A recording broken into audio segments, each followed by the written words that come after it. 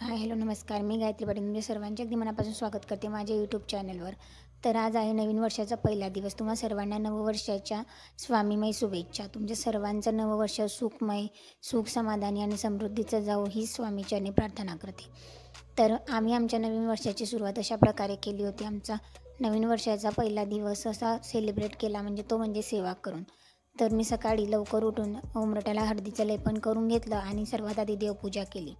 नंतर स्वामीचरित्र वाचून घेतलं आणि दुर्गा सप्तशतीसुद्धा, कारण आपल्याला स्वामीचरित्र आणि दुर्गा सप्तशतीची सेवाच करायची होती, जेणेकरून वर्षभरात आपल्याकडून अधिक आणि जास्त प्रमाणात सेवा घडतील. नंतर केंद्रामध्ये सुद्धा सामूहिकमध्ये आमच्याकडे दुर्गा सप्तशती आणि स्वामीचरित्र होतं, तिथेसुद्धा मला जायचं होतं. त्याच्या आधी मी स्वयंपाक करून घेतला. स्वयंपाकामध्ये मी पावभाजी बनवायची होती मला आज. तर तुम्ही कोणत्या प्रकारचा नैवेद्य महाराजांना दाखवला, गोडधोड काय बनवलं, नक्कीच कॉमेंट सेक्शनमध्ये सांगा. ज्यांनी कोणी आपल्या चॅनलला सबस्क्राईब केलं असेल त्यांनी आपल्या चॅनलला सबस्क्राईब करा, जेणेकरून जे नवीन रोज नवीन व्हिडिओ येत आहेत ते सुद्धा तुम्हाला आपल्या चॅनलद्वारे बघायला मिळतील. आणि तुमचा नवीन वर्ष कसं गेलं, नवीन वर्षाचा पहिला दिवस कसा गेला, नक्की कॉमेंट सेक्शनमध्ये सांगा.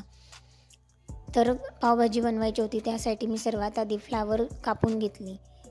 थोडी बारीकच व्यवस्थित कापून घेतली होती. नंतर 2 आलू कापून घेतले आणि 2 टमाटर साईडला मी थोड्याशा वाटाण्याच्या शेंगासुद्धा सोलून घेतलेल्या होत्या, जेणेकरून सर्व व्यवस्थित बारीक चिरून घेतलं आणि मिक्सरमध्ये लावलं. मिक्सरमध्ये लावल्याच्या नंतर अगदी 2च शिट्या होऊ दिलेल्या आहे, जास्त नाही, कारण जास्त झाल्या असत्या तर ते पूर्णच झालं असतं आणि तरी व्यवस्थित झालं होतं, मऊशीर झालं होतं. तर मी 2 ते 3 शिट्यांमध्ये अगदी छान असं सर्व व्हेजिटेबल्स होऊन गेल्या. जर तुमच्याकडे गाजर आणि बीट असेल तर तुम्ही ते सुद्धा टाकू शकता. बीट आपण कलर येण्यासाठी बीट टाकतो, तर मी बीट टाकलेलं नव्हतं, मी टोमॅटोज टाकलेलं होतं. टोमॅटो, आलू, फ्लावर, शिमला मिरची असं सर्व बारीक चिरून घेतल्या सर्व व्हेजिटेबल्स. आणि वरतून सुद्धा मी थोडीशी शिमला मिरची आणि कांदा टाकलेला होता. एक मोठा कांदा मी चिरून घेतलेला होता. कांदा लसूणची पेस्ट बनवलेली कांदा लसूण साईडला होता आणि एक मोठा कांदा चिरून घेतलेला होता. अद्रक लसूणची पेस्ट बनवून घेतलेली होती. कोथिंबीर चिरून घेतला आणि छोटी शिमला मिरचीसुद्धा बारीक चिरून घेतलेली आहे. असं सर्व भाज्या मी चिरून घेतल्या आणि ज्या लावायच्या तर मला कुकरमध्ये त्या साईडला कुकरमध्ये लावून घेतलेल्या होत्या. अगदी 3 शिट्यांमध्ये खूप छान अशा मऊ लुसलुशीत त्या झालेल्या होत्या. कुठलीही गोष्ट काळानुसार केली तर तिचा अधिक लाभ होतो. मनुष्याच्या प्रकृतीप्रमाणे त्याची जप मग म्हणण्याची गती असते. श्री गुरुदेव दत्त हा नामजप मध्यम गतीचा आहे.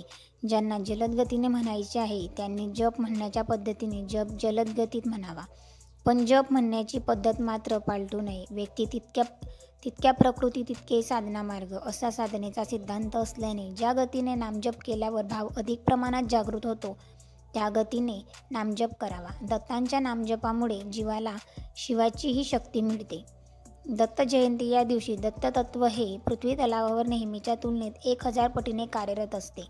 या दिवशी दत्ताची मनोभावे पूजा आणि नामजप केल्यास दत्ततत्वाचा अधिकाधिक लाभ मिळण्यास सहाय्य होते. श्री गुरुदेव दत्त. तर अशा प्रकारे मी सर्व भाज्या चिरून, ह्या काही भाज्या होत्या त्या साईडला कुकरमध्ये लावून घेतलेल्या आहे. आणि लवकरच अशी जर तुम्ही कुकरमध्ये लावून घेतलं तर तुम्हाला साईडला उकळण्याची किंवा शिजवण्याची गरज भासत नाही आणि लवकरच आपली पावभाजी ही तयार होते. जर आपण घाईमध्ये असलो तर अगदीच लवकर ही पावभाजी बनते आणि खूप टेस्टी अशी पावभाजी झालेली होती. ब्लॉग शेवटपर्यंत नक्की बघा. रेसिपी कशी वाटली नक्की कॉमेंट सेक्शनमध्ये सांगा आणि ब्लॉग कसा वाटला तेही सांगा.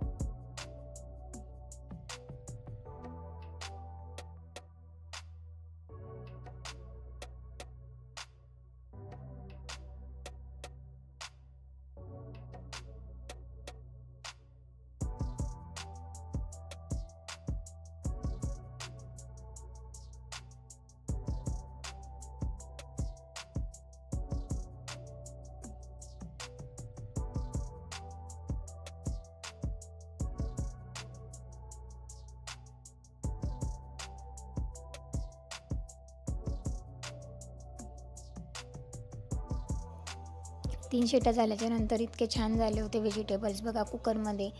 नंतर मी साईडला कढई ठेवून घेतली आणि नंतर पावभाजीची रेसिपी बनवण्यासाठी सुरुवात केली. तर पावभाजीसाठी कढईत मध्ये तेल टाकून घेतलं आधी आणि नंतर कांदा, लसूण आणि अद्रकची पेस्ट टाकली. त्याच्यानंतर जिरं मोहरीची फोडणी दिली. नंतर कांदा टाकून घेतला, टमाटर टाकलं आणि तेजपानसुद्धा टाकलं होतं. तुम्ही गरम मसालासुद्धा टाकू शकतात, वेलदोडे, लवंग, इलायची तुम्हाला टाकायचं असेल तर. नसेल तर साध्या आणि सोप्या पद्धतीने सुद्धा अगदी चमचमीत आणि झणझणीत अशी पावभाजी तयार होते. तर मी सुद्धा तशीच केली होती. तर सर्व टाकून घेतल्याच्यानंतर थोडासा हिंग टाकला आणि मीठ टाकून दिलं. मीठ टाकल्याने काय होतं, जर आपण कांद्यामध्ये मीठ टाकलं तर कांद्यालासुद्धा पाणी सुटतं आणि लवकरच कांदा तेलामध्ये होतो, जेणेकरून जास्त वेळही लागत नाही आणि घाईच्या कामांसाठी लवकरच होतं आपल्याला. तर मी कांदासुद्धा लवकर झालेला आहे, लालसर कांदा होऊ द्यायचा आहे. त्याच्यानंतर सर्व ज्या काही व्हेजिटेबल्स होत्या त्या टाकून घेतल्या. व्हेजिटेबल्स टाकल्याच्यानंतर मी एका वाटीमध्ये सर्व मसाले काढून घेतलेले होते, जे म्हणजे पावभाजी मसाला, किचन किंग मसाला, गरम मसाला, लाल कलरचं जे आपली मिरची पावडर असते ती, धना पावडर, असे सर्व मसाले मी साईडला काढून घेतले, जेणेकरून एकत्र आपल्याला टाकता येतील.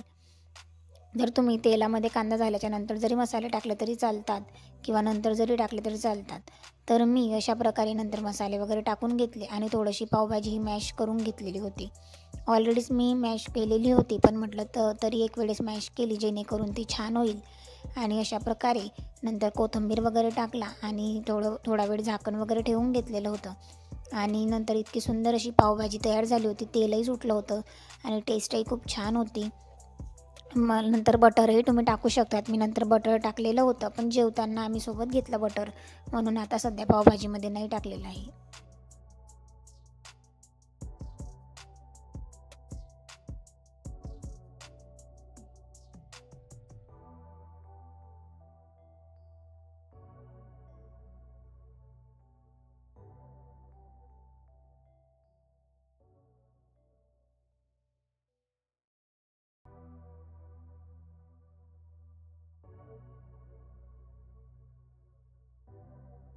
नंतर 1 ते 2 उकळी येऊ द्यायची आहे, तोपर्यंत तिला छान मी एका साईडला होऊ दिली. आणि नंतर हे सकाळीच आहोंनी ब्रेड आणलेल्या होत्या, इतक्या व्यवस्थित होत्या आणि त्या एकदम ताज्याच होत्या. म्हणजे एकदम नवीन असल्यामुळे छान अशा होत होत्या, कापल्या जात नव्हत्या कारण त्या बाशी नव्हत्या. म्हणून लगेचच ते ब्रेड घेऊन आले. नंतर मी त्यांना बटरमध्ये शेकून घेतल्या. नंतर थोड्याशा ज्या काही होत्या त्या तुपामध्ये सुद्धा केल्या, कारण मी बटर मला आवडत नाही, म्हणून मी माझ्यासाठी तुपामध्ये ब्रेड बनवून घेतल्या. आणि नंतर ब्रेड झाल्याच्यानंतर पावभाजीचासुद्धा गॅस बंद केला, कारण थोडीशी उकळी आल्याच्यानंतर खूप छान अशी शिजली होती. पाणी जास्त टाकायचं नाही, कारण ऑलरेडीच आपण सर्व व्हेजिटेबल शिजवून घेतलेल्या असतात, म्हणून जास्त पाण्याची गरज भासत नाही.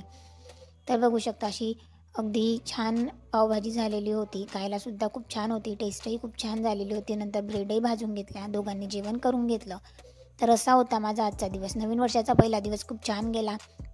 महाराजांच्या आणि महादेवाच्या कृपेने माझी सेवेची सुरुवात झाली आणि माझंसुद्धा नवीन वर्ष खूप आनंदात जाऊ ही स्वामीचरणी प्रार्थना. आणि तुम्हा सर्वांचं नवीन वर्ष खूप छान जाऊ. तुम्हा सर्वांना नवीन वर्षामध्ये जे हवं आहे ते मिळो. सर्व सेवा करून तुमचं सर्वांचं नवीन वर्ष अगदी व्यवस्थित जावो. श्री स्वामी समर्थ. लवकरच भेटेल एका नवीन व्हिडिओमध्ये. धन्यवाद.